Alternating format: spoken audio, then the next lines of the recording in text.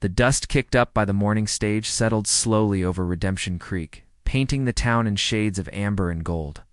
Sarah Mae Whitmore stood at her kitchen window, watching the coach disappear into the endless expanse of prairie grass. Her heart, heavy with the weight of 17 years of silence, in her trembling hands. She held a letter that had arrived with the dawn. Handwriting was familiar, though weathered by time and hardship. She had memorized every curve of those letters long ago, back when love letters came regularly and promises of forever seemed as certain as the sunrise. My dearest Sarah Mae, I know I have no right to write to you after all these years. I know. The pain I caused when I left without a word. But I'm coming home, and there are things you need to know before I arrive. Things about that night. Things about why I had to go. I never stopped loving you. Sarah Mae sank into a rocking chair, the same one where she had waited through countless nights 17 years ago, watching the horizon for a man who never came home. The letter fell to her lap as memories flooded back like a spring river breaking its banks. She had been 19 then, with golden hair that caught the sunlight and eyes as blue as the wide Montana sky. James Calloway had been the sheriff's son, tall and strong, with gentle hands and a laugh that could chase away the darkest storms. They had been engaged to marry, had planned a life together in the little house at the edge of town. But then came that terrible night when 3 men died. Outside the Silver Dollar Saloon, and by morning, James was gone. No goodbye, no explanation. Just an empty bed in the boarding house and a town full of whispers about blood on his hands. Now Sarah Mae was 36, a widow who had married Thomas Whitmore, more for companionship than love, who had buried him. Just 2 years passed. The golden hair had faded to honey brown, and lines of sorrow had etched themselves around her eyes. But her heart, her treacherous, faithful heart still skipped a beat at the sight of James's name. The front door creaked open, and her daughter Emma stepped inside, home from her morning ride.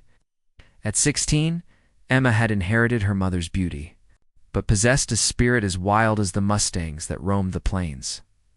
"Mama, what's wrong?" Emma asked, noting the pallor in her mother's face. "You look like you've seen a ghost." Sarah Mae folded the letter carefully, tucking it into her apron. Pocket. "Nothing, sweet girl. Just news from an old friend." But Emma's sharp eyes caught the tremor in her mother's voice. "Must be some friend to shake you up like this." "Anyone I know? Someone from long ago?" Sarah Mae said softly. "Before you were born. Before everything changed." Chapter 2. The Return of James Calloway, 3 days later. James Calloway rode into Redemption Creek like a shadow from another lifetime. The years had carved deep lines into his face, and his dark hair was now streaked with silver, but his eyes, those deep brown eyes that had once promised her the world, remained unchanged. He sat astride a black stallion, dust from 1,000 miles clinging to his long coat. A badge gleamed on his chest, catching the afternoon sun. U.S. Marshal, it read, and Sarah Mae felt her breath catch. Whatever had driven him away, whatever sins he thought he carried, the law itself had seen fit to trust him. The town seemed to hold its breath as he rode down Main Street. Old-timers stepped onto their porches, whispering behind cupped hands. Children stopped their games to stare. But James's eyes searched for only one face. And when he found Sarah Mae standing outside the general store, the world seemed to stop. Turning, their eyes met across the dusty street, and 17 years collapsed into nothing. Sarah Mae felt 19 again, felt that same flutter of excitement and terror that had always come when James looked at her like she was the answer to every prayer he'd ever whispered. James dismounted slowly, his spurs jingling softly as his boots hit the ground. He started toward her, each step measured and careful, as if he were approaching a wild creature that might bolt at any sudden movement. "Sarah Mae," he said, and her name on his lips was like a hymn. Her voice was barely a whisper, but it carried across the space between them like a promise. They stood facing each other in the middle of Main Street. Two people who had once been everything to each other, now separated by years of silence and all the words they'd never said. "You got my letter," he said. She studied his face, searching for the boy she had loved in the weathered features of the man before her. "You said there were things I needed to know." James glanced around at the growing crowd of onlookers. The whole town was watching now, sensing drama in the air, like hounds scenting a storm. "It's not here," he said quietly. Could we... could we walk?" Sarah May nodded, and together they moved toward the edge of town, toward the little creek that had given the settlement its name. The water bubbled over smooth stones, singing the same song it had sung when they were young, and the world was full of possibilities. "I never stopped thinking about you," James said suddenly, the words tumbling out like water through a broken. "Damn, not a single day in 17 years? I know I have no right to say that, not after what I did, but what did you do, James?" Sarah May's voice was steady, but her heart was pounding. "Everyone said you killed those men. Everyone said. You ran because you were guilty." James stopped walking and turned to face her fully. In the golden light of late afternoon, she could see the pain etched deep in his features, the weight of secrets carried too long. "I didn't kill them, Sarah May, but I let everyone think I did, because the truth would have destroyed someone I loved." Chapter 3. The truth about that night, tell me, Sarah May said simply. And in those 2 words was all the trust she had carried for him through 17 years of silence. James sat down on a fallen log by the creek, and after a moment's hesitation, Sarah May joined him. The water gurgled peacefully beside them, indifferent to the human drama unfolding on its banks. "You remember my father," James began, his voice heavy with old pain. "Sheriff Calloway, the most honest man in 3 counties, or so everyone thought." Sarah May nodded. She remembered Sheriff William Calloway, a tall, stern man with graying hair and eyes that missed nothing. He had been like a father to the whole town, the kind of lawman who settled disputes with wisdom rather than bullets.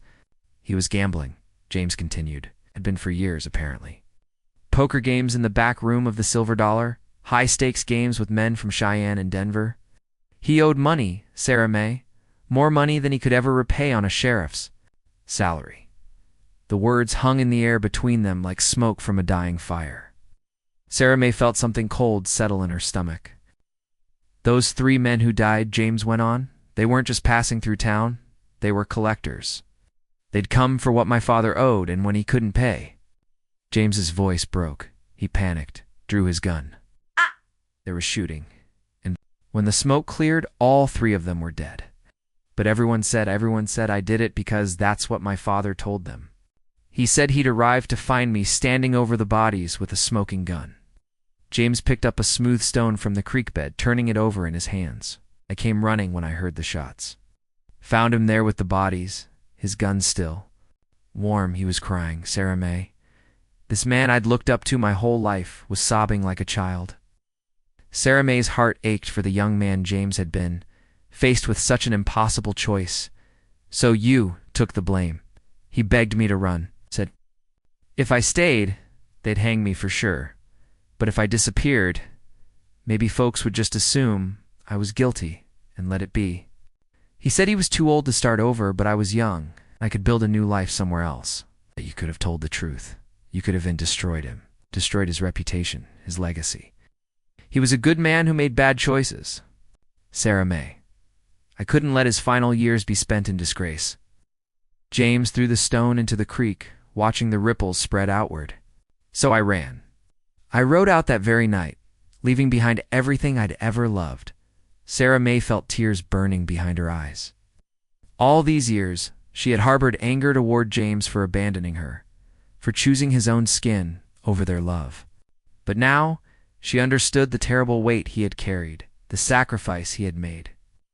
"I spent 10 years drifting," James continued, "working as a ranch hand, a deputy in small towns where nobody asked too many questions. Sent money back when I could, anonymously, to help cover his debts. And then word reached me that he'd died. Natural causes, they said. A heart that just gave out." "That was 7 years ago," Sarah May said quietly. 7 years I spent building a reputation as a lawman. 7 years proving to myself and anyone who'd listen that I wasn't the killer everyone thought I was. I became a U.S. Marshal, Sarah May. They don't give that badge to just anyone." She looked at him then, really looked at him, saw not the reckless boy who had fled in the night, but a man who had been shaped by sacrifice and hard-won honor. The badge on his chest wasn't just a piece of metal, it was proof of the man. He'd become why now? She asked. Why come back after all this time?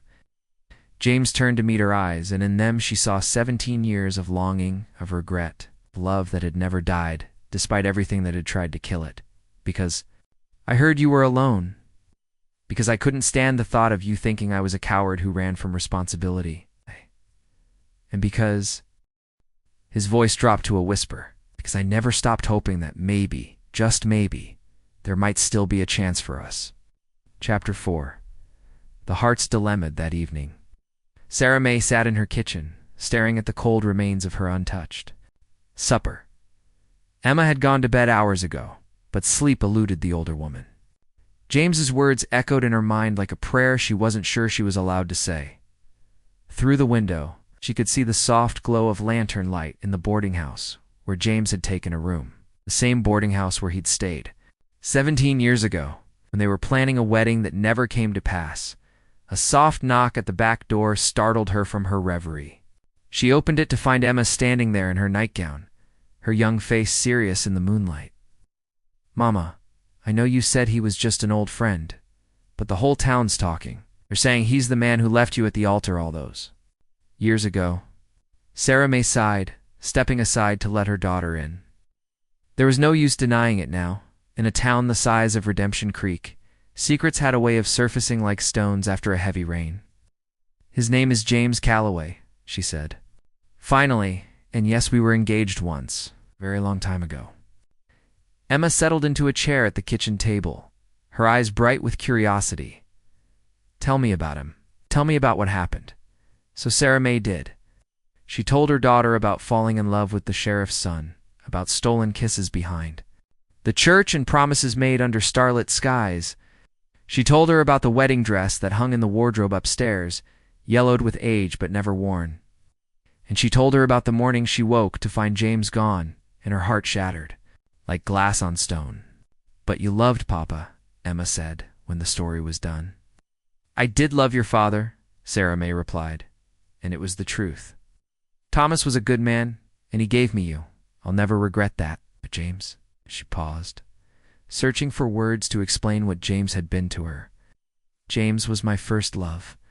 The kind of love that burns so bright it leaves scars even after the flame goes out. Emma was quiet for a long moment, absorbing this revelation about her mother's past. Finally, she spoke. Do you still love him? The question hung between them, like morning mist over the creek. Sarah May closed her eyes, remembering the way her heart had leaped when she saw James riding down Main Street. The way the years had melted away when their eyes met. I don't know, she whispered. I thought that part of me was buried with your father, but when I saw James today, ... She shook her head. I just don't know. Emma reached across the table and took her mother's hand. Mama, you've spent the last 2 years taking care of everyone but yourself. Maybe it's time to think about what would make you happy. Sarah May squeezed her daughter's fingers, marveling at the wisdom in one so young. When did you become so wise? I learned from the best, Emma said with a smile. Now, are you going to make that poor man wait forever? Or are you going to talk to him properly? Chapter 5. Forbidden meetings the next afternoon, Sarah May found herself walking toward the old oak tree at the edge of town. The one where she and James used to meet when they were courting. She had told herself she was just going for a walk. But her feet had carried her here as surely as a river flows to the sea. James was already there, leaning against the massive trunk with his hat in his hands, looked up as she approached, and his face lit with a smile that took her breath away. I hoped you might come, he said softly. I shouldn't be here, she replied, but made no move to leave. And neither should I, but here we are. They stood looking at each other. Two people caught. Between past and future, between what was and what might be. The afternoon sun filtered through the oak leaves, painting patterns of light and shadow across their faces. Hey, Sarah May, James said finally, I need you to know that I'm not the same man who left you 17 years ago. I've seen things done. Things ... I'm not sure I'm worth your forgiveness. Tell me, she said, settling onto the grass beneath the tree. Tell me about the man you became. So James told her about his years as a marshal, about tracking outlaws across the territories and bringing justice to lawless towns. He told her about the men he'd killed in the line of duty, about the nightmares that still woke him in the small hours of the morning. He told her about the loneliness that had been his constant companion, about the way her memory had kept him warm on cold nights under star-filled skies. Carry a lot of ghosts, Sarah May. I'm not the fresh-faced boy you fell in love with. Sarah May studied his weathered face, seeing the pain etched there alongside the strength. Do you think I'm the same girl who used to sneak out to meet you by this tree? I've buried a husband, James. I've raised a daughter mostly on my own. Fought droughts and creditors and men who thought a widow was easy prey. Were neither of us who we were, then what are we? He asked. The question hung between them, heavy with possibility and fear. Sarah May reached out tentatively, her fingers tracing the scar on his left hand, new mark she didn't recognize. I think, she said slowly, we're two people who've lived full lives apart, who've learned what love is really worth by nearly losing it forever. James caught her hand, bringing it to his lips to press a gentle kiss to her palm. The touch sent shivers through her entire body, awakening feelings she'd thought were buried with her youth. Sarah May, I know I have no right to ask this, but is there a chance? Could you ever forgive me enough to try again? Before she could answer, the sound of approaching hoofbeats shattered the intimate moment. They sprang apart like guilty children, as three riders emerged from the tree line, their faces hard and purposeful. Sarah May recognized them immediately, the Hutchins brothers. Troublemakers who'd been running cattle through her land without permission for months. Behind them rode Clayton Morrison, the banker who'd been pressuring her to sell her late husband's property. Well, called out Jeb Hutchins, the eldest of the brothers.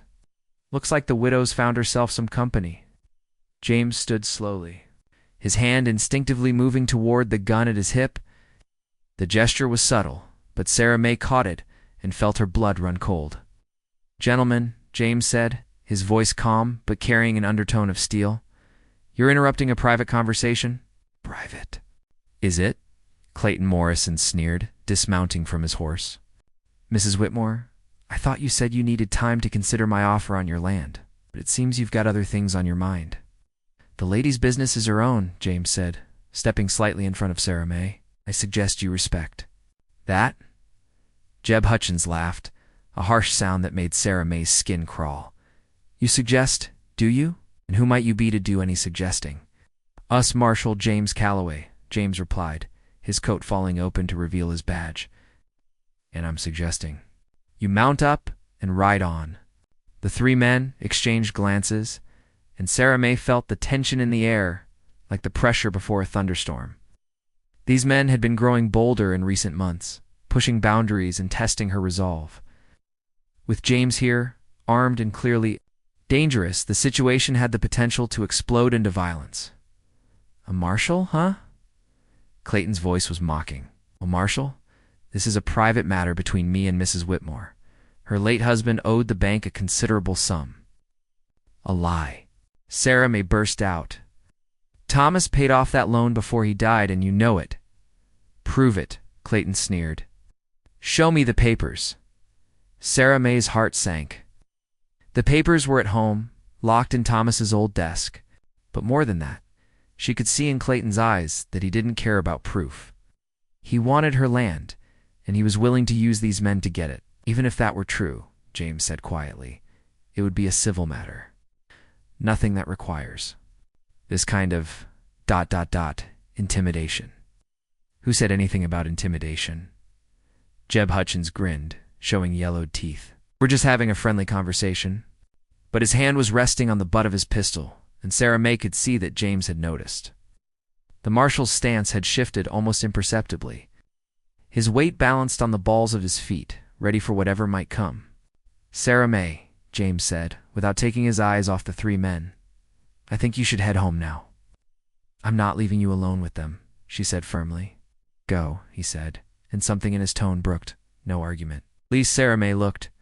Between James and the three men, her heart pounding, she wanted to stay, to stand beside him as she should have been allowed to do 17 years ago. But she could see in his eyes that her presence would only make things more dangerous. "This isn't over, Morrison," she said, gathering her skirts. "I'll have those papers, and when you do, we'll discuss it properly," Clayton interrupted. In a civilized manner, Stara May hurried toward town, her mind racing. Behind her, she could hear the low murmur of male voices, tense and threatening. She had gone barely 100 yards when the sound she'd been dreading split the afternoon air, the sharp crack of gunshots. Chapter 6. Blood and Consequences. Sarah May spun around, her heart in her throat, to see James walking slowly toward town, his gun still in his hand.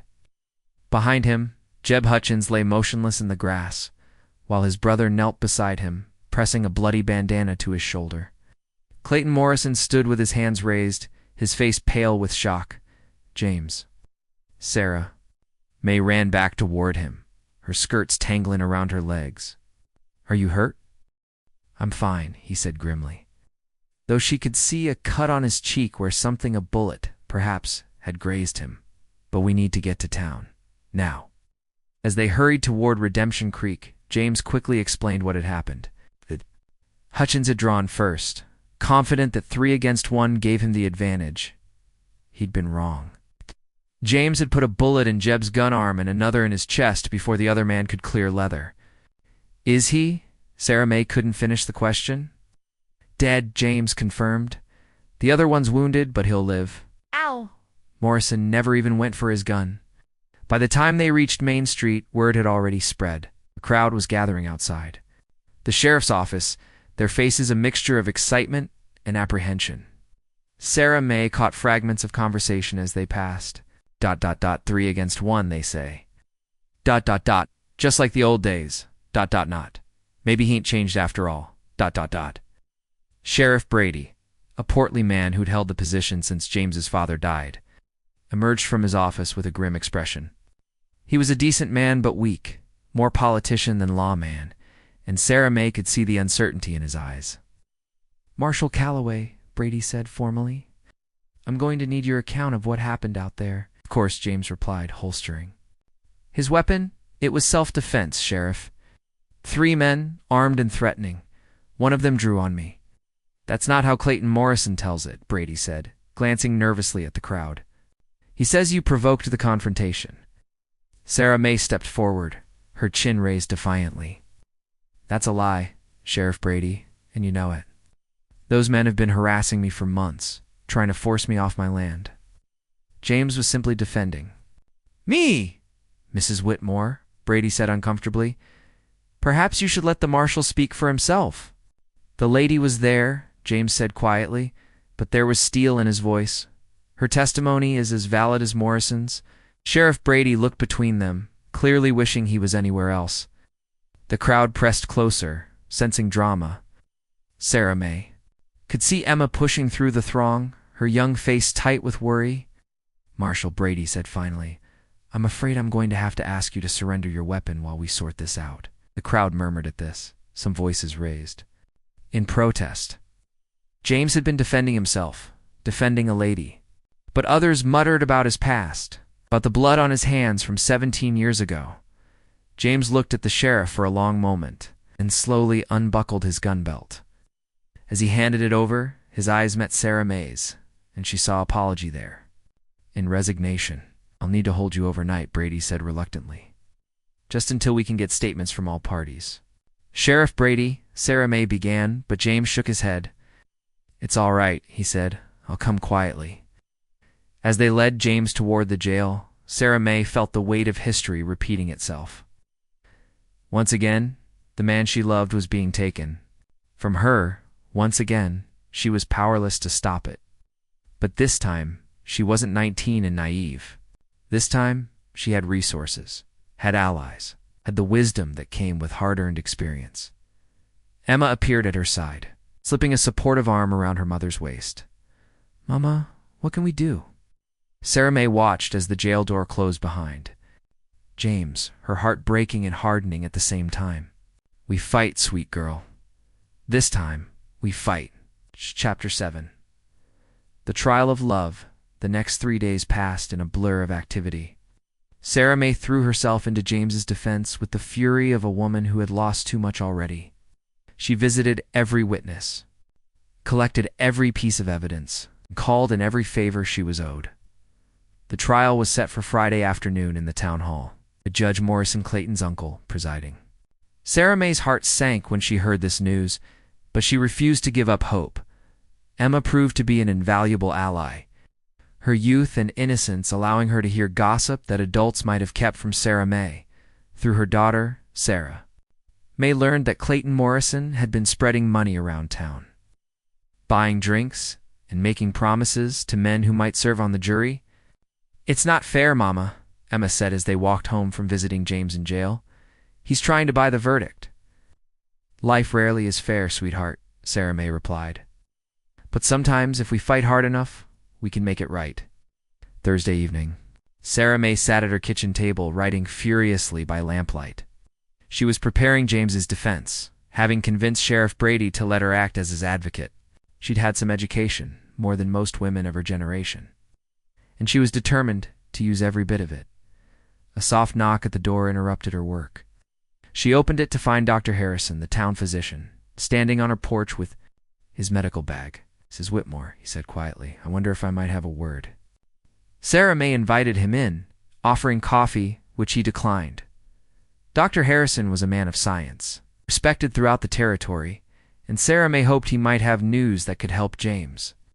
"I examined the body of Jeb Hutchins," the doctor said without preamble, "and I treated his brother's wound. I think you should know the angles of the bullet wounds, the powder burns. Everything supports Marshall Calloway's account of what happened." Sarah May felt a surge of hope. "Will you testify to that?" Dr. Harrison looked uncomfortable. "Mrs. Whitmore, I've got a practice to think of. The Morrison family controls the bank, and the bank holds the mortgages on half the businesses in town. If I testify against Clayton's version of events, you'd be telling the truth," Sarah May said firmly. "The truth doesn't always pay the bills," the doctor replied sadly. "I'm sorry, Mrs. Whitmore. Truly I am." After he left, Sarah May sat in her kitchen, feeling the weight of the whole town's cowardice pressing down on her. But then she thought of James, sitting alone in that jail cell, and her resolve hardened like steel in a forge. Friday morning dawned clear and bright, mocking the darkness in Sarah May's heart. She dressed carefully in her best black dress, the one she'd worn to Thomas's funeral, and pinned her hair back severely. She wanted to look respectable, authoritative, like someone a jury would believe. Emma helped her carry her papers to the town hall, which was packed to overflowing. It seemed the whole territory had turned out for the trial of the man who had once fled. Redemption Creek in disgrace. James was led in wearing shackles, and Sarah May's heart clenched at the sight. He looked tired, but determined, his shoulders squared despite the chains. When his eyes found hers across the crowded room, he managed a small smile that gave her strength. Judge Morrison banged his gavel, calling for order. He was a large man, with flowing white whiskers, possessed of the kind of natural authority that comes from wealth and position. Sarah May knew she would get no favors from him. "The court will now hear the case of the territory versus James Calloway," the judge intoned. "The defendant is charged with murder in the first degree in the death of Jeb Hutchins." Clayton Morrison stood to present the prosecution's case, painting James as a dangerous man with a history of violence, someone who had fled justice once and would do so again if given the chance. He called witnesses who testified to James's past, to the night 17 years ago when 3 men died. "Ladies and gentlemen of the jury," Clayton said in closing, "we have before us a man who kills when cornered, who runs when caught. Are we to believe that a leopard can change its spots? That a killer can become a lawman? I think not." When it came time for the defense, Sarah May stood on shaking legs. She had never spoken in front of so many people, had never held a man's life in her hands. But as she looked at James, she found the courage she needed. "Gentlemen of the jury," she began, her voice steady despite her racing heart, "you've heard much today about Marshall Calloway's past, but I ask you to consider his present. This man has served as a United States Marshal for 7 years, has brought justice to lawless territories, protected the innocent, upheld the law with honor and integrity." She went on to describe the events at the oak tree, painting a picture of three armed men threatening a defenseless woman. Of James trying to defuse the situation peacefully before being forced to defend himself. But beyond all that, she said, coming to her conclusion, I ask you to consider the man himself. James Calloway could have stayed away. He could have lived his life in anonymity, far from the whispers and accusations of this place. But he came back because he believes in truth, in justice, in doing what's right, even when it's hard. She paused, looking directly at James. He came back because he has courage to face his past, to stand trial, to trust in the fairness of his neighbors. That's not the action of a guilty man, gentlemen. That's the action of a hero. The jury deliberated for what seemed like hours, but was probably only minutes. When they returned, the foreman, a farmer named Henderson, whom Sarah May had known since childhood, stood with a somber expression. We, the jury, find the defendant. Henderson paused, looking around the packed courtroom. Not guilty. Crowd erupted in cheers and boos, voices raised in celebration and protest. Sarah May felt her knees give way, caught herself on the defense table as relief flooded through her. James was free. James was, however, Judge Morrison's voice cut through the chaos like a blade. While the jury has found the defendant not guilty of murder, I find that his presence in this community is ... disruptive. Marshal Calloway, you are hereby ordered to leave Redemption Creek and not return on pain of arrest.